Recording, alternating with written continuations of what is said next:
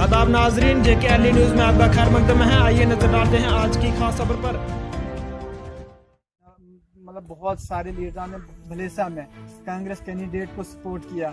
अब आने वाले जो असेंबली चुनाव है, हम आपसे ये जानना चाहते हैं क्या असेंबली चुनाव में भी नेशनल कॉन्फ्रेंस कांग्रेस को सपोर्ट करेगा भलेसा में? देखिए अकरम जी, मैं आपको यकीन दिलाता हूँ कि नेशनल कॉन्फ्रेंस असेंबली इलेक्शन खुद अपने दम पे लड़ेगी और फुल बहुमत से सरकार बनाएगी। पार्लियामेंट इलेक्शन जब जिसकी आपने बात की, तो पार्लियामेंट में हमें पार्टी का ऊपर से ही संदेशा था पूरे वर्करों को कि मेहनत करो, कि यहाँ से क्रिमिनल फोर्सेस को भगाने के लिए, यहाँ से भारतीय जनता पार्टी को भगाने के लिए हमने एक रात दिन मेहनत की और सारा अपना नेशनल कॉन्फ्रेंस का वोट जो है वो कांग्रेस के हक में कास्ट। और असेंबली नेशनल कॉन्फ्रेंस खुद अपने दम पे इलेक्शन लड़ेगी। मैं आपको यकीन से कह देना चाहता हूँ कि हमारे चुनाव की 4 सीटें डोडा, भद्रवाह और किश्तवाड़ इंदरवाल की 4 सीटें नेशनल कॉन्फ्रेंस हम यहाँ से मेहनत करके उनको 4 की 4 सीटें दे देंगे।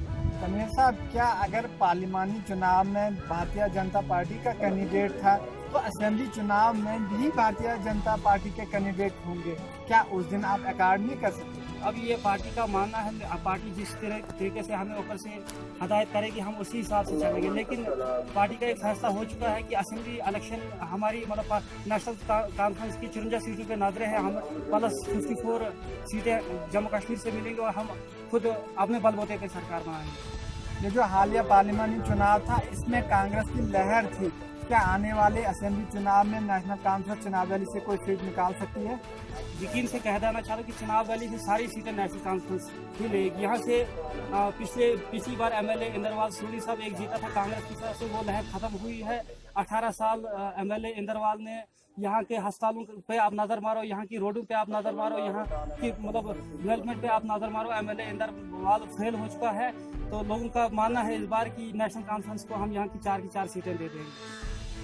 तो अगर अकार्ड हुआ तो क्या आप पूरी सपोर्ट कांग्रेस को कर सकते हैं? वो पार्टी का संदेश जिस तरीके का होगा वो उसी वक्त हम कर सकते हैं। जैसे शुक्रिया तनवीर साहब हमारे साथ जुड़ने के लिए।